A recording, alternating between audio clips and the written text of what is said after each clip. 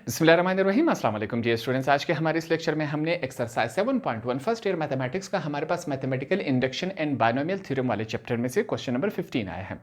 Question number 15 बकाया question से थोड़ा सा डिफरेंट फॉर्म में हमारे पास दिया गया है। काफ़ी इंटरेस्टिंग मज़ेदार क्वेश्चन है हमारे पास। इसको सबसे पहले हम अपने लिए आसान करेंगे कि ये क्वेश्चन किस फॉर्म में दिया गया है, हमने क्या प्रूफ करना है और हमसे क्या पूछा गया है। सबसे पहले इसको आसान कर लेते हैं। क्वेश्चन क्या कहता है, show by using principle of mathematical induction. एक बात तो क्लियर हो गई कि इस क्वेश्चन में भी हमने क्या करना है, कौन सा प्रिंसिपल अप्लाई करना है, मैथमेटिकल इंडक्शन। दैट मीन्स कि वही पुराना प्रोसीजर इसके ऊपर अप्लाई होगा।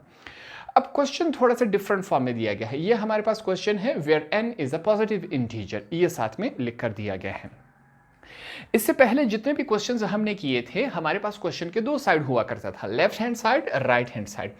राइट हैंड साइड पे जो भी वैल्यू हुआ करती थी हम कहते थे कि ये फार्मूला है और ये फार्मूला इस तमाम लेफ्ट हैंड साइड पे जो भी पॉजिटिव इंटीजर्स हैं इनके ऊपर अगर हम अलग अलग अप्लाई करें तो वो ट्रू आंसर हमें देगा। ये हम करते आ रहे थे। यहाँ पर प्रॉब्लम ये है कि हमारे पास ना लेफ्ट हैंड साइड है ना राइट हैंड साइड है। अब हम अपने लिए क्वेश्चन को आसान कर लेते हैं ताकि हमें कॉन्सेप्ट समझ आ जाए, बात समझ आ जाए, उसके बाद हमारा इंटरेस्ट क्वेश्चन में बढ़ जाता है। हम क्या समझेंगे कि ये वाला जो है हमारे पास वही फार्मूला है जो कि राइट हैंड साइड पे हुआ करता था। इसके साथ एक लफ्ज लिखा गया है जुमला where n is a positive integer. ये बात कुछ यूं है। इस क्वेश्चन को सिंपल और आसान सा कर लेते हैं।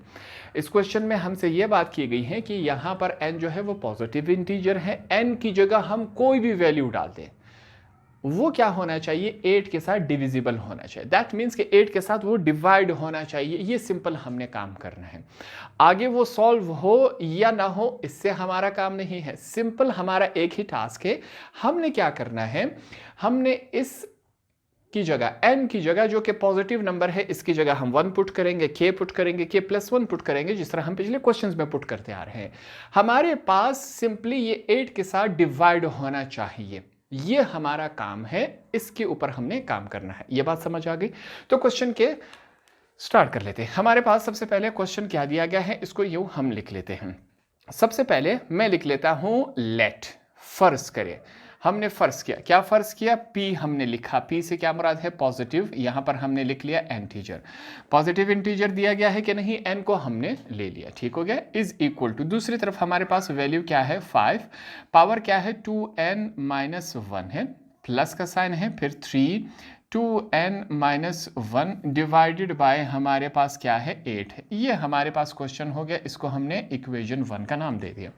ये बात क्लियर हो गई। क्वेश्चन को हम थोड़ा सा तरतीब में लिया। अब यहां से हमने क्या करना होगा, बकाया प्रोसेस वही अप्लाई होगा कि हमने स्टेप 1 से स्टार्ट कर लेना। यहां पर मैं क्या लिख लेता हूं, स्टेप 1। ये स्टेप 1 हमने लिख लिया। स्टेप 1 पिछले क्वेश्चंस में जो हुआ करता था सेम उसी प्रोसेस से यहां पर होगा। हम सबसे पहले यहां पर क्या लिखेंगे, put n is equal to 1 in equation 1। हम क्या कर रहे हैं, n की जगह 1 पुट कर रहे हैं इक्वेशन 1 में। जहां जहां n आएगा उसकी जगह हम 1 पुट कर देंगे। n is equal to 1 कहां से आया, पहला टर्म ही हम इसके अंदर पुट कर रहे हैं। रिजल्ट चेक करना चाह रहे हैं कि क्या ये वाकई 8 डिविजिबल होगा कि नहीं। इससे पहले हम क्या करते थे कि जो लेफ्ट हैंड साइड पे आंसर हुआ करता था वही राइट हैंड साइड पे आना चाहिए। लेफ्ट हैंड साइड पे हमारे पास कुछ नहीं है। यहां पर हमारा टारगेट और काम क्या है कि ये 8 के साथ डिविजिबल होना चाहिए। जैसे ही डिवाइड होगा दैट मींस हमने प्रूफ कर लिया।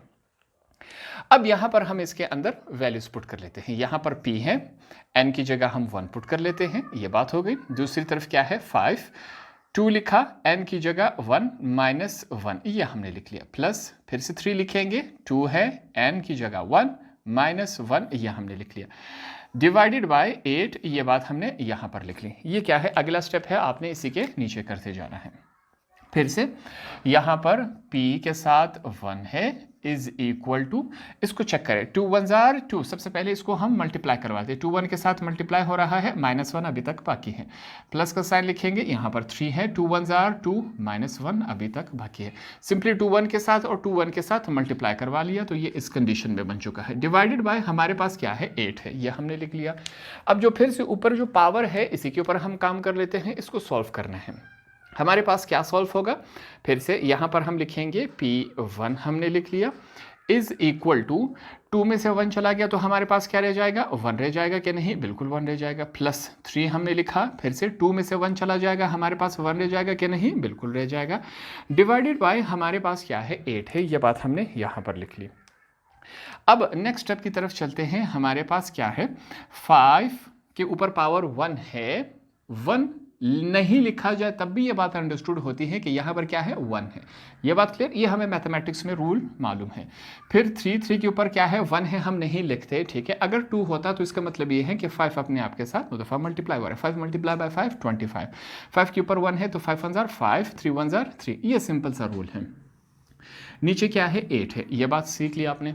अब यहाँ पर क्या किया जाएगा, ऊपर वाला आपस में ऐड हो रहा है तो हम ऐड करवा लेते हैं। यहाँ पर चेक करें, P1 हम लिख लेते हैं इज इक्वल टू 5 + 3 क्या होता है हमारे पास, 8 बन जाता है कि नहीं, डिवाइडेड बाय 8 है हमारे पास कि नहीं। हमने कहा था कि यहाँ पर डिविजिबल बाय 8 है कि नहीं, बिल्कुल है। 8 1 8, 8 1 8। तो पहला टर्म हमने प्रूफ किया कि नहीं कि ये जो अगर हम n जो कि पॉजिटिव इंटीजर है इसकी जगह हमने पहला टर्म 1 डाल दिया तो वो डिविजिबल बाय 8 है कि नहीं, हाँ है, यहाँ पर हमने प्रूफ करके दे दिया। तो अब यहाँ पर हम क्या लिखेंगे, साथ में हमने लिख लेना है P is equal to n is divisible by 8, ये बात हमने लिख ली यहाँ पर, ठीक हो गया। और हमने प्रूफ भी कर लिया था यहाँ पर, इज डिविजिबल बाय 8, ये बात है हमने यहाँ पर लिख ली। और साथ में इसके बाद हम क्या लिखेंगे, इसी के साथ हम लिखेंगे it is true for n is equal to 1। जब हमने n is equal to 1 डाला तो इसके ऊपर true आया कि नहीं आया, बिल्कुल आया। और साथ में हम क्या लिख लेंगे, so step 1 is proved, step 1 is proved, ये बात हमने यहाँ पर लिखी। स्टेप 1 प्रूव्ड हुआ कि नहीं। अब यही काम हम स्टेप 2 के अंदर भी करेंगे। यहाँ पर मैं क्या लिख लेता हूँ, स्टेप 2। स्टेप 2 हमने लिखा। स्टेप 2 में सबसे पहले हम क्या करेंगे, यहाँ पर फिर से हमें एक जुमला लिख लेना है जो कि हमारे पास क्या है, सपोज, फर्ज कर लेते हैं। Suppose it is true for n is equal to k। हम कहते हैं कि हम फर्ज कर लेते हैं कि यहाँ पर ये n is equal to k के लिए भी ट्रू है, बिल्कुल सही जवाब दे रहा है। ये हमने अपने आप से सपोज कर लिया। तो यहाँ पर क्या लिखा जाएगा, हम क्या लिख लेते हैं 5, जो हमारे पास इक्वेशन 1 है। इसकी जगह अब जहाँ पर हमारे पास क्या आ रहा है, इक्वेशन 1 में जहाँ पर n आ रहा है उसकी जगह हम सिंपली k पुट कर लेते हैं। तो ये हमारे पास बन जाएगा k इज इक्वल टू, यहाँ पर क्या है 5 लिख लेते हैं। 5 के ऊपर पावर क्या है 2k - 1, ये बात हमने लिख ली। प्लस फिर साथ में क्या है 3, ऊपर क्या है 2k - 1, ये हमने लिख लिया। डिवाइडेड बाय 8, ये बात इसके साथ हमने लिख ली। इसको हमने इक्वेशन 2 का नाम दे दिया। ये बात हमने अपने आप से अखज़ की, सपोज की, फ़र्ज़ किया कि ये हमारे पास ये जो फार्मूला था वो k के लिए भी ट्रू है। अगर ये k के लिए ट्रू है और ये k + 1 के लिए भी ट्रू हो गया तो दैट मीन्स ये तमाम के लिए ऊपर क्या है, ट्रू है। फिर से हमने क्या करना होगा, सिंपली डिविजिबल बाय 8, 8 को हमने डिवाइड करना होता है, यहां पर ये हमारा काम है, ठीक हो गया। अब अगले स्टेप में हम क्या करेंगे, यहां पर फिर से मैं एक जुमला लिखूंगा, replace k by k + 1 in equation 2। Equation 2 में हमने क्या करना है, जहां पर हमारे पास k आएगा उसकी जगह हम k + 1 पुट कर लेते हैं। k + 1 भी अगर हमने पुट किया और ये 8 डिवाइड हो गया तो इसका मतलब ये है कि ये तमाम पॉजिटिव इंटीजर्स के लिए क्या है, ट्रू है। यहां पर यही काम कर लेते हैं। इक्वेशन 2 है हमारे पास, p हम लिखेंगे k की जगह k + 1, p से हमारे पास पॉजिटिव है, ठीक है। यहाँ पर जो भी ब्रैकेट में आ रहा है पहले n था, ये n इंटीजर्स है, यहाँ पर हमें बता दिया गया था। जो भी डालेंगे वही पॉजिटिव इंटीजर्स हैं। अब हमारे पास यहाँ पर क्या लिखा जाएगा, 5 है हमारे पास। 2 लिखा जाएगा सबसे पहले, k की जगह हम क्या लिखेंगे, k + 1 लिखेंगे, -1 बाहर है। फिर प्लस लिखा जाएगा, 3 है। यहाँ पर क्या है हमारे पास 2 है, हमने 2 लिख लिया। k की जगह k + 1 पुट किया जाएगा, -1, ये हमारे पास वैल्यूज हो गई, ठीक हो गया। डिवाइडेड बाय हमारे पास 8 है। इसको सॉल्व कर लेते हैं, सिंपल सा काम है। ये 2 इस ब्रैकेट के साथ सिंपली क्या हो रहा है, मल्टीप्लाई। अब हम सिंपली इस वाले साइड के, इसके ऊपर हमारा काम नहीं है, ठीक। ये हमारे पास 2k के साथ मल्टीप्लाई हो गया, 2k + 2 1 2 हो गया, ये हमने लिख लिया। प्लस का साइन है साथ में, सॉरी यहाँ पर 2k + 2 -1 अभी तक बाकी है, प्लस लिख लिया, 3 लिखेंगे, 2 इस ब्रैकेट के साथ मल्टीप्लाई हो जाएगा, 2k + 2 1 = 2, साथ में क्या है -1, ये हमने यहाँ पर लिख लिया, डिवाइडेड बाय 8 है, ये हमने यहाँ पर ये बात लिख ली। अब आगे चलते हैं, यहाँ पर इसको सॉल्व करते जाएंगे। नेक्स्ट स्टेप है हमारे पास, सिंपल सा काम है, 5 लिखेंगे, 2k, ये +2 है, ये -1 है, 2 में से 1 चला गया तो हमारे पास +1 रह जाएगा क्या? नहीं, बिल्कुल रह जाएगा। साथ में क्या है? +3, 2k हम लिख लेंगे, 2 में से 1 चला गया तो हमारे पास क्या है? -1 है, ये हमने यहाँ पर लिख लिया, डिवाइडेड बाय क्या है? 8 है। ये वैल्यू कुछ इस फॉर्म में आ चुकी है। अब हमारे पास अगला स्टेप क्या होगा? यहाँ पर आके स्टूडेंट्स कंफ्यूज हो जाते हैं। एक सिंपल सा और आसान सा काम हम करेंगे। यहाँ पर इस बात को आपने याद रखना है कि ये हमारे पास जो वैल्यू है इसको किस तरह लिखा गया है। हमारे पास इसको अगर हम ओपन कर ले, वापस रिवर्स कर ले, अगर हमारे पास 5 × 5 दो वैल्यूज हो, एक के ऊपर क्या हो 2k और एक के ऊपर 1 हो, तो इसको किस तरह लिखा जाएगा? इसको इकट्ठा u लिखा जाता है। ठीक हो गया? तो इसका मतलब ये है कि यहाँ पर 5 भी 1 है और 5 भी 2 है और 3 भी 2 है, दोनों के ऊपर यह हमारे पास अप्लाई होता है। ठीक है, यहाँ पर जो कंडीशन दी गई है वो हमारे पास कुछ इस तरह से है, और इसका मतलब क्या है कि 3 2k और हमारे पास क्या है 3 1, ये कुछ इस तरह है हमारे पास। ये बात आपको समझ आ गई? यहाँ पर इसकी करेक्शन कर ले, ये भी क्या है प्लस हो गया, +2 में से 1 चला गया तो +1 ही रह जाता है। अब यहाँ पर ये कॉन्सेप्ट आपने सीख लिया कि ये इसके पीछे क्या था। पहले ये हमारे पास इस फॉर्म में था, इससे हमने इसको इस फॉर्म में कन्वर्ट करवा लिया, ये कॉन्सेप्ट आपने सीख लिया। अब यहाँ पर हम एक जुमला लिखने जा रहे हैं, इस जुमले को आपने सीखना है। यहाँ पर हम लिख रहे हैं एडिंग, जमा करना, adding and subtracting, adding and subtracting, ये बात हमने लिखी। जमा करना और माइनस करना, क्या हमारे पास क्या जमा और माइनस करवाएंगे?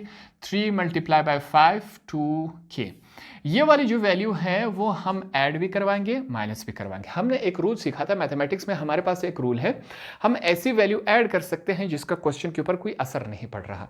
हम यहाँ पर कह रहे हैं कि यही वैल्यू प्लस में भी लिखी जाएगी, माइनस में भी, तो ये प्लस माइनस आपस में कैंसिल हो जाएगा, तो दैट मीन्स कि वैल्यू क्वेश्चन के ऊपर कोई असर नहीं पड़ रहा। अब हम ये वैल्यू क्यों ले रहे हैं? ताकि क्वेश्चन आगे बढ़ सके, इस वजह से यह काम हमने यहाँ पर किया। यह हमें कैसे मालूम होगा कि हमने यही ही वैल्यू डालनी है? यहाँ पर 5 है, यहाँ पर 3 है, एक 2 के ऊपर है, 1 है हमारे पास। ठीक है, तो इन वैल्यू से हमें अंदाज़ा हो जाता है कि हमने पहले क्या लेना है। इसको उल्टा करके, पहले बाद में 3 है तो इसको पहले लिखा जाएगा, 5 इसके साथ मल्टीप्लाई हो रहा है तो ये लिखा जाएगा। ठीक, अब यहाँ पर चेक करें कि इसको हमने क्यों लिया है, आपको अभी समझ आ जाएगा। 5 2k + 1 है, हमने कहा यही वैल्यू एक दफ़ा ऐड होगी और एक दफ़ा माइनस, 3.5 2k, ये हमने लिख लिया।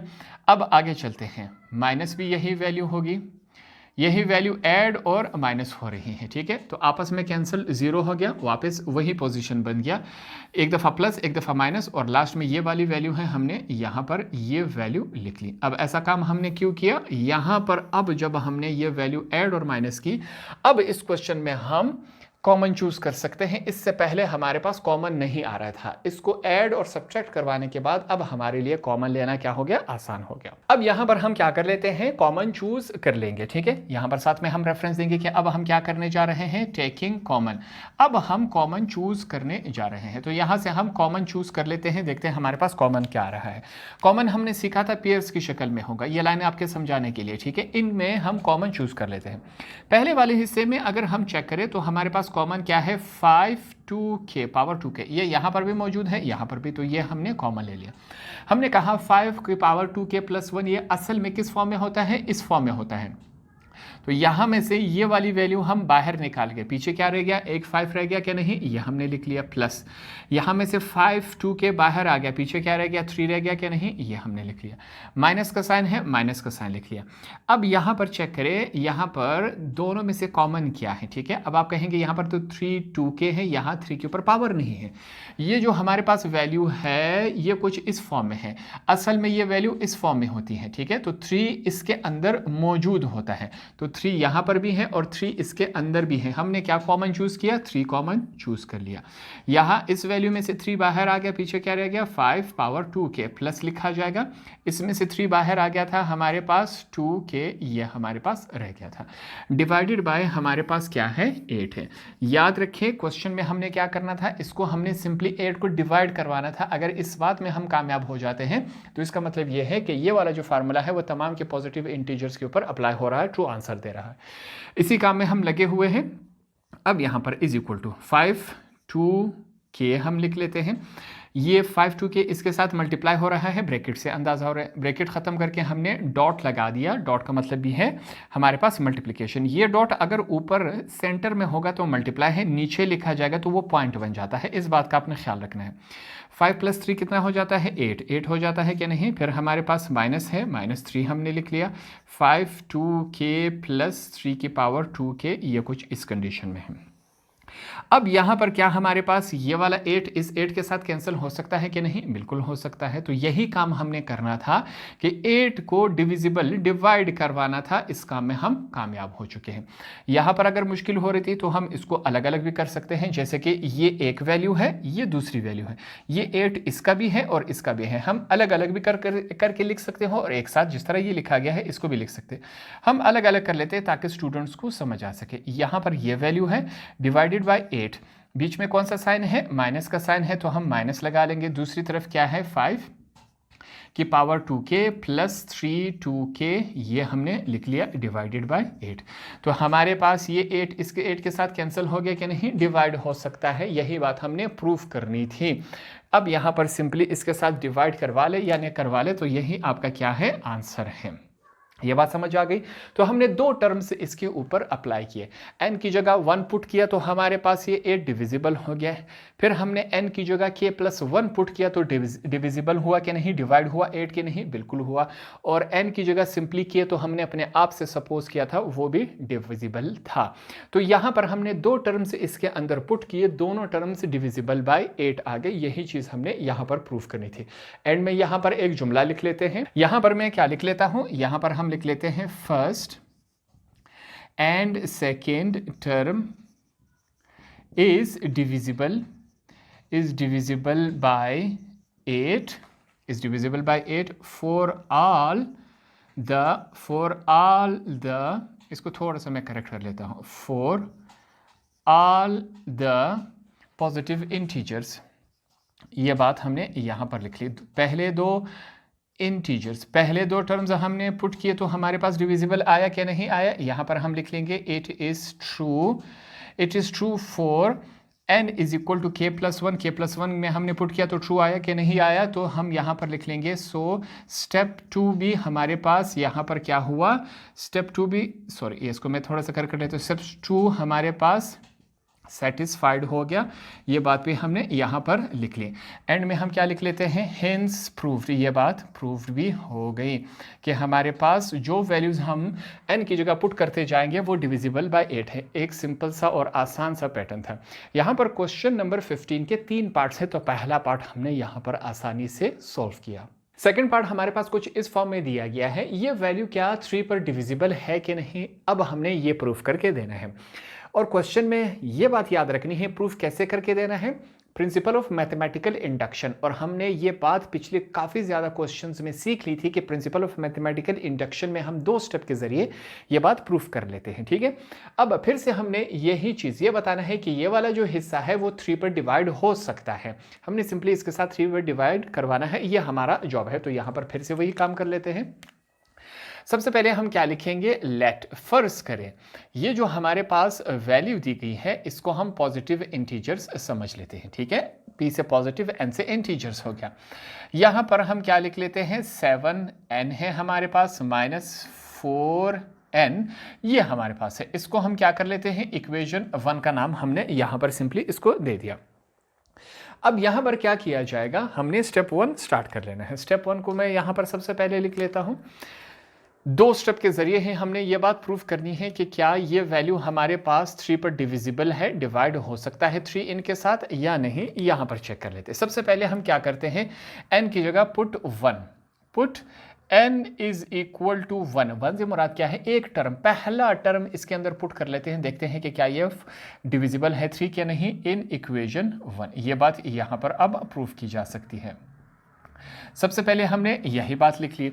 अब जहाँ जहाँ n आ रहा है इसकी जगह हम 1 पुट कर लेते हैं। यहाँ पर 1 पुट कर लिया इज इक्वल टू 7, पावर क्या है n है इसकी जगह 1, माइनस 4 क्या है पावर, इसकी जगह हमने 1 पुट कर लिया। अब यहाँ पर इसको आगे लेके चलते हैं, ये वाला side same as it is हमारे पास रहेगा। 7 के ऊपर पावर 1 है, 7 1 जार 7 ही होता है, माइनस 4 1 जार 4 ही होता है। अब यहाँ पर आगे चेक कर लेते हैं, ये क्या है, इसका नेक्स्ट स्टेप है, फिर से p के साथ 1 है इज इक्वल टू 7 में से 4 चले गए 3। क्या ये हमारे पास 3 पर डिविजिबल है कि नहीं, 3 इसके साथ डिवाइड हो सकता है कि नहीं, बिल्कुल हो सकता है, सिंपल सा और आसान सा काम है, इसके नीचे 3 होगा तो 3 1 जार 3, ये बिल्कुल डिविजिबल है। यहाँ पर पहला टर्म हमने इसके अंदर साबित कर लिया। अब यहाँ पर हम क्या लिख लेते हैं, सो इट इज डिविजिबल बाय 3, ये 3 से डिविजिबल है कि नहीं, 3 से डिवाइड हो सकता है कि नहीं, बिल्कुल हो सकता है भाई, इसके नीचे 3 लिख दे तो 3 डिवाइड हो सकता है। हम क्या लिखेंगे, so it is true for n is equal to 1, ये बिल्कुल ठीक है अगर हम n की जगह 1 पुट कर दे। नेक्स्ट आपने क्या लिखना है, step 1 is satisfied, step 1 is satisfied. हमने स्टेप 1 जो हमारे पास है इसको हमने सेटिस्फाइड प्रूफ कर लिया, ये बात क्लियर हो गई। अब चलते हैं, हमारे पास नेक्स्ट जो है वो स्टेप 2 है, स्टेप 2 के अंदर काम कर लेते हैं। सिंपल सा और आसान सा तरीका है, वही पुराना प्रोसेस इसके ऊपर अप्लाई होगा जो हम करते आ रहे हैं। क्या है हमारे पास स्टेप 2, स्टेप 2 में हम क्या लिख लेते हैं, सपोज, हम फर्ज कर लेते हैं, suppose it is true for n is equal to K, ये हमारे पास n इज इक्वल टू के लिए भी ट्रू है, ये बात हमने अपने आप से सपोज की फर्ज कर ली, ठीक है। तो ये क्या बन जाएगा, p हमारे पास इक्वेशन 1 में जहाँ n आ रहा है उसकी जगह हम सिंपली k पुट कर लेते हैं, तो ये हमारे पास कुछ इस कंडीशन में आ जाएगा, इसको हम इक्वेशन 2 का नाम देते हैं। अगर ये 1 के लिए भी ट्रू है, k के लिए हमने खुद से सपोज किया ट्रू है, अगर ये k+1 के लिए देखना चाहेंगे कि क्या ये k+1 के लिए भी ट्रू है कि नहीं, दैट मीन्स कि क्या अगर हम इसके अंदर n की जगह k की जगह k+1 पुट कर दे तो क्या ये हमारे पास 3 से डिविजिबल हो पाएगा कि नहीं, ये बात अब हमने यहाँ पर चेक करनी है। अगर ऐसा हो गया तो इसका मतलब ये है कि ये हमारे पास तमाम के ऊपर पॉजिटिव इंटीजर्स के ऊपर क्या है, ट्रू ही आएगा। साथ में हम क्या लिख लेंगे, रिप्लेस करना होगा k को क्या रिप्लेस करना होगा, बाय k+1, ये बात हमने यहाँ पर लिख ली, replace k by k+1 in equation 2। Equation 2 में जहाँ पर हमारे पास क्या आए, k आ जाए उसकी जगह हम k+1 पुट कर लेते हैं, तो यहाँ पर हम p लिख लेंगे, k+1 इज इक्वल टू 7 लिखा, k+1 माइनस लिखा जाएगा 4 है k+1, तो जहाँ जहाँ हमारे पास क्या आ रहा था, यहाँ पर k आ रहा था उसकी जगह हमने सिंपली k+1 पुट कर दिया। अब क्वेश्चन कुछ हमारे पास इस फॉर्म में आ चुका है, ठीक हो गया। यहाँ पर इससे पहले भी मैं आपको समझा चुका हूँ, ये आपके समझाने के लिए, अगर ये वैल्यू कुछ इस फॉर्म में है k+1 तो इसका मतलब ये है कि ये वैल्यू हमारे पास इस फॉर्म में है। यहाँ पर 7 2 है, इसके ऊपर 1 है, इनको इकट्ठा लिखा जाएगा तो ये इस फॉर्म में आ जाएगा। सेम इसी तरह हमारे पास जो 4 है, 4 असल में इस तरह है, 4 के ऊपर पावर k है और 4 के ऊपर पावर 1 है, 2 4 है, इनको इकट्ठा क्या लिखा जाएगा, इनको इकट्ठा इस तरह लिखा जाएगा, तो ये बात अंडरस्टूड हो जाती है।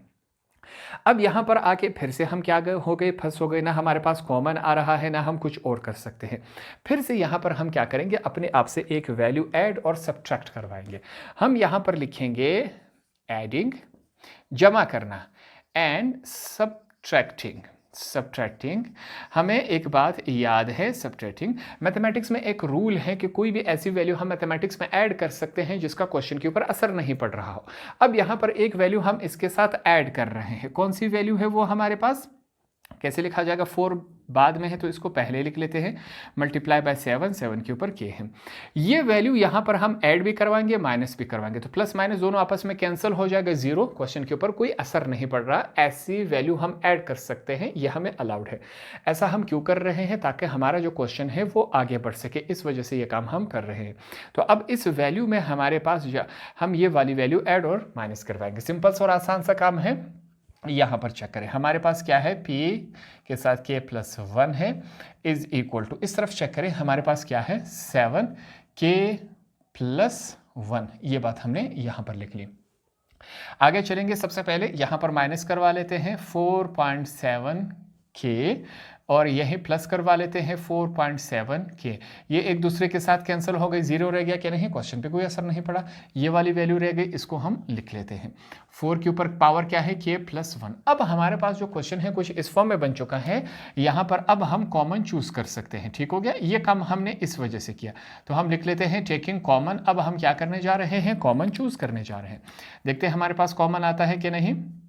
यहाँ पर ये वैल्यू सबसे पहले हम लिख लेते हैं, इज इक्वल टू, इन दोनों में कॉमन क्या है, 7k हमारे पास कॉमन है। 7k का मतलब ये है कि यहाँ पर 2 7 है, तो 7k बाहर आ गया, पीछे क्या रह गया, सिंपली 7 माइनस 7k बाहर चला गया, पीछे क्या रह गया, 4 रह गया कि नहीं, बिल्कुल रह गया, प्लस का साइन है।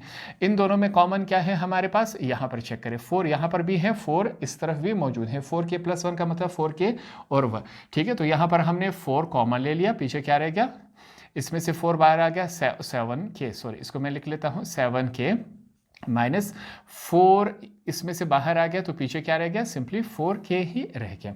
अब यहाँ पर सिंपली इसको सॉल्व कर लेते हैं, ये चेक कर ले, k plus 1 is equal to, ये हमारे पास 7k है, ब्रैकेट का मतलब होता है मल्टीप्लाई, 7 में से 4 चले गए 3, तो हमने मल्टीप्लिकेशन को डॉट में कन्वर्ट करवा लिया।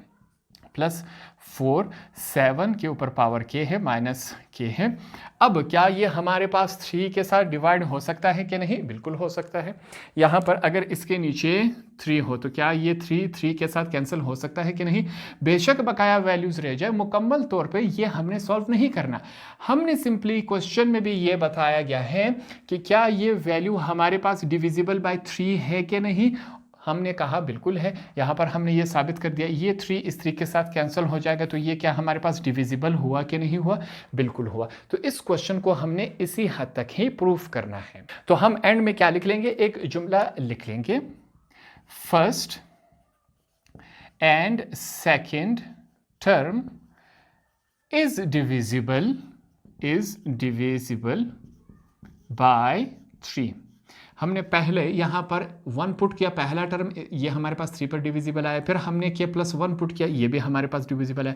तो पहला और सेकंड टर्म हमने इसके अंदर पुट किया, तो हमारे पास 3 पर डिविजिबल आया कि नहीं, प्रूफ हमने करके दे दिया। It is true for n is equal to k plus 1, ठीक है। ये n इज इक्वल टू 1 के लिए भी यहाँ पर क्या था, ट्रू था, और k प्लस 1 जब हमने पुट किया तो उसके लिए भी ट्रू है। फिर हमारे पास क्या लिखा जाएगा, स्टेप 2 इज सेटिस्फाइड। स्टेप 2 को भी हमने क्या कर दिया, यहाँ पर सेटिस्फाइड प्रूफ कर दिया। एंड में हम लिख लेते हैं हेंस प्रूव्ड। ये बात हमने यहाँ पर प्रूव्ड और साबित कर ली। तो इस तरह हमने सेकंड पार्ट को भी यहाँ पर सॉल्व कर लिया। लास्ट पार्ट नंबर 3 रह गया। तो पार्ट नंबर 3 लास्ट पार्ट हमारे पास इस फॉर्म में मौजूद है, n की power cube minus n is divisible bye 6। क्या हमारे पास ये वाला जो इंटीजर फॉर्मूला दिया गया है वो 6 के ऊपर क्या हमारे पास डिविजिबल डिवाइड हो सकता है कि नहीं, यही बात हमने सिंपली प्रूफ करनी है। तो क्वेश्चन को स्टार्ट कर लेते हैं। सबसे पहले यहाँ पर मैं लिख लेता हूँ लेट, फर्ज करें हमारे पास जो पॉजिटिव हमारे पास क्या है, इंटीजर है, n ऐसा लेंगे, ठीक हो गया। यहाँ पर ये हमारे पास क्या आएगा, n के क्यूब माइनस n, इसको हम इक्वेशन 1 का नाम देंगे। यहाँ पर हमने इस फार्मूले को इंटीजर्स के ऊपर ही अप्लाई करना होता है कि क्या ये इसके ऊपर ट्रू आ रहा है कि नहीं, इस वजह से हमने पॉजिटिव इंटीजर्स लिया। यहाँ से स्टेप 1 का स्टार्ट होता है। सबसे पहले यहाँ पर मैं क्या लिख लेता हूँ, स्टेप 1। स्टेप 1 हमने लिखा। स्टेप 1 में क्या किया जाएगा, अगर हम इसको पहले हमारे पास फैक्टर के ऊपर, एक ही फैक्टर के ऊपर ट्राई कर ले, उसके लिए लिखेंगे put n is equal to 1 in equation 1, ठीक हो गया। जहां पर हमारे पास इक्वेशन 1 में n आ रहा है उसकी जगह हम 1 पुट कर लेते हैं, जैसे कि p हो गया, ये 1 बन जाएगा। यहाँ पर n की जगह 1, इसके ऊपर क्यूब है -1, ये कुछ इस फॉर्म में आ चुका है। ठीक हो गया। फिर से यहाँ पर इसको सॉल्व करते जाएंगे। 1 का क्यूब हमारे पास क्यूब ही 1 ही बनता है। 1 को अपने आप के साथ 3 दफ़ा मल्टीप्लाई करवा ले। 1 1 जार 1, 1 1 जार 1, वही 1 ही आता है। 1 को अपने आप के साथ 1000 टाइम्स मल्टीप्लाई करवा ले, हमारे पास 1 ही आता है, -1 है। नेक्स्ट स्टेप है हमारे पास ये 1 में से 1 चला गया, हमारे पास 0 रह जाता है। क्या 0 6 पर डिवाइड हो सकता है? बिल्कुल हो सकता है। यहाँ पर इसके नीचे 6 हो, 0 डिवाइडेड बाई 6 हमारे पास क्या आता है? 0 ही आता है। तो इसका मतलब ये हुआ कि 0 इज डिविजिबल बाय 6। अगर फॉर एग्जाम्पल हमारे पास 7/6 होता तो ये डिवाइड नहीं हो सकता है। ठीक है, 8/6 है तो ये डिवाइड नहीं हो सकता। 0/6 जो है वो डिविजिबल है। ये बात आपको समझ आ गई। जरूरी नहीं कि 6/6 हो, 0/6 भी वो भी डिविजिबल हो सकता है, डिवाइड हो सकता है। तो ये बात हमने यहां पर लिख ली। अब पहला हमने यहां पर प्रूफ कर लिया, तो इसके लिए यहां पर क्या लिखा जाएगा? हम लिख लेते हैं इट इज डिविजिबल बाय 6। ये बात हमने लिख ली। साथ में हम लिख लेते हैं स्टेप 1 इज सेटिस्फाइड। स्टेप 1 जो है हमारे पास वो सेटिस्फाइड हो चुका है। स्टेप 1 हमने सेटिस्फाइड कर लिया। अब आगे चलते हैं। नेक्स्ट हमारे पास क्या है? स्टेप 2 की तरफ चलेंगे। स्टेप 2 वही प्रोसेस इसके ऊपर अप्लाई होगा। यहाँ पर हमने स्टेप 2 लिख लिया। स्टेप 2 में सबसे पहले हम क्या कर लेते हैं? कुछ बातें सपोज कर लेते हैं। उसके लिए यहाँ पर हम सबसे पहले लिख लेंगे suppose n is equal, suppose it is true for n is equal to k। यहां पर हमने कहा कि ये n इज इक्वल टू 1 के लिए ट्रू है कि नहीं? बिल्कुल ट्रू है, 6 पे डिवाइड हो गया था। ठीक, अब हम क्या कर रहे हैं? अपने आप से सपोज कर रहे हैं। हम कह रहे हैं कि n की जगह हम k पुट कर देंगे, वो भी हमारे पास 6 से डिविजिबल है। ये बात हमने सपोज की, फर्ज की, और ये बात करेक्ट मानी जाएगी क्योंकि हम इसको फर्ज कर रहे हैं। ये फर्ज करना इस वजह से लाजमी है क्योंकि अब k के बाद हम कहेंगे कि k+1 के ऊपर हम इस बात को ट्राई करने जा रहे हैं कि क्या k+1 के लिए भी ये 6 के ऊपर डिविजिबल होगा कि नहीं। इस वजह से ये सपोज करना लाजमी होता है। तो यहां पर हम क्या लिख लेंगे? हमने ये सपोज किया कि ये k के लिए भी ट्रू है, तो इसको लिखा जाएगा k। इक्वेशन 1 में जहां पर हमारे पास n आ रहा है उसकी जगह हम k पुट कर लेंगे। यहां पर हमने बता दिया। ठीक हो गया। ये कुछ इस फॉर्म में बन गया, k की पावर क्यूब। इसको थोड़ा सा मैं करेक्ट कर लेता हूं, k की पावर क्यूब माइनस k, इसकी जगह k, इसकी जगह k। ये इक्वेशन 2 बन गया। दैट मीन्स कि ये वाला जो हिस्सा है वो भी 6 के ऊपर डिविजिबल है, डिवाइड हो सकता है। ये बात हमने अपने आप से अज्यूम कर ली, फर्ज कर ली। इसको प्रूव करने की ज़रूरत नहीं है। जो प्रूव करने की ज़रूरत है वो हमारे पास क्या है? अब इस बात की तरफ चलते हैं। हम लिखेंगे replacing k by k+1 in equation 2। अगर हम इक्वेशन 2 में k को k+1 के साथ रिप्लेस करवा दे, इसकी जगह तब्दील करवा दे, तब चेक किया जाएगा कि क्या ये 6 के ऊपर हमारे पास डिविजिबल है कि नहीं। इसको ट्राई कर लेते हैं। हमारे पास यहाँ पर क्या आना चाहिए? k+1 आए इज इक्वल टू, इक्वेशन 2 हमारे पास क्या है? ये रहा। k की जगह क्या लिखा जाएगा? k+1, पावर क्या है? क्यूब है, ये हमने लिखा। k की जगह क्या आना चाहिए? k+1 आना चाहिए, ये हमने लिख लिया। तो इनकी जगह उसकी वैल्यू हमने रिप्लेस कर दी, k की जगह k+1 वैल्यू रिप्लेस कर दी, तो ये कुछ इस फॉर्म में बन चुका है। यहाँ पर हम एक रेफरेंस देंगे, हवाला देंगे। ये हमारे पास एक वैल्यू है, वो वैल्यू क्या है? a+b होल का क्यूब। ये अगर हमारे पास इस कंडीशन में आ जाए तो इसका मतलब होगा a का क्यूब प्लस 3a का स्क्वायर b प्लस 3ab का स्क्वायर, साथ में क्या आएगा? प्लस b का स्क्वायर।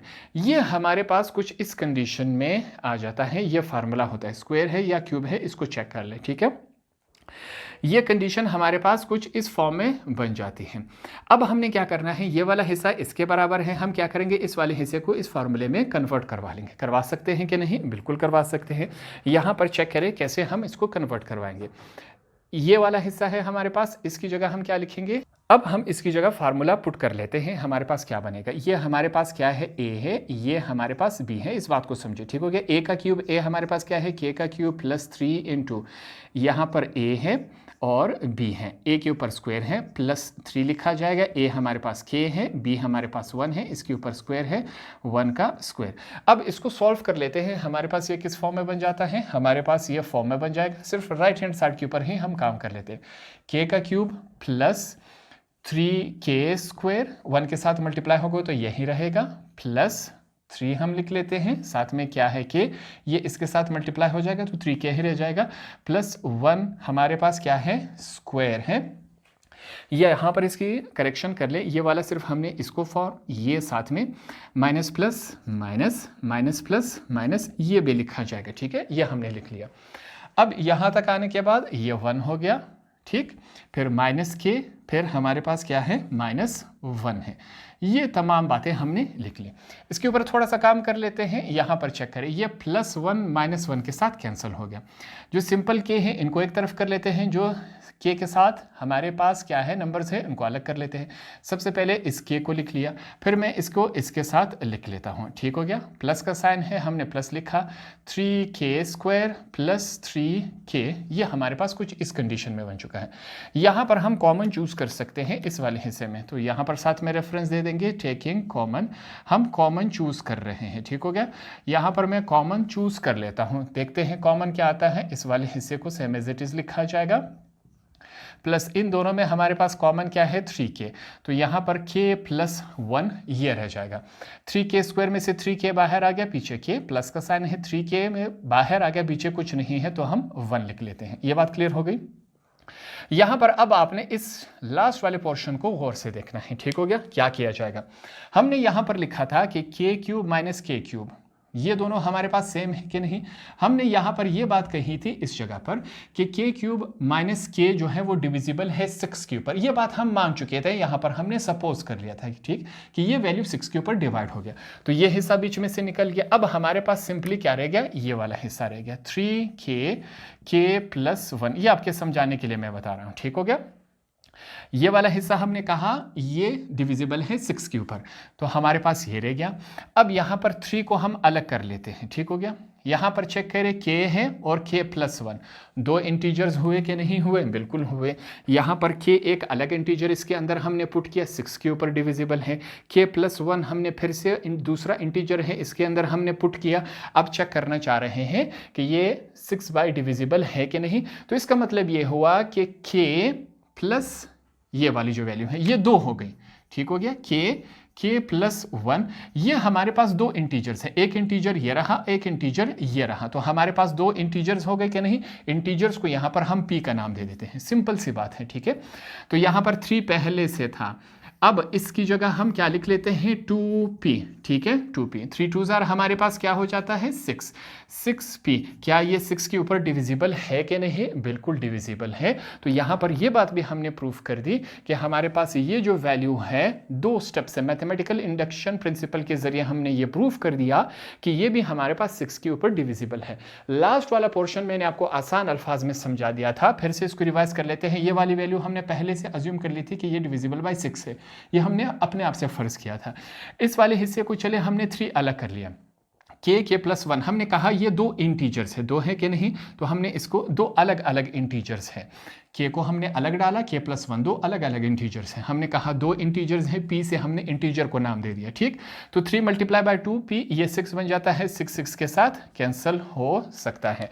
तो यहाँ पर फिर से हम क्या लिखेंगे, फर्स्ट एंड सेकेंड factors या terms are divisible by 6, ठीक हो गया। यहाँ पर हम क्या लिखेंगे, it is true for n = k + 1। यहाँ पर हम क्या लिखेंगे, so step 2 is satisfied, step 2 हमारे पास satisfied हो गया, hence proved, ये बात हमने यहाँ पर प्रूफ कर ली। तो क्वेश्चन नंबर 15 के टोटल 3 पार्ट्स थे, तीनों पार्ट्स को हमने आसान और सादा अल्फाज में यहाँ पर सीख लिए थे और समझ लिए। होप आपको ये वाला क्वेश्चन भी आसानी से समझ आ गया होगा।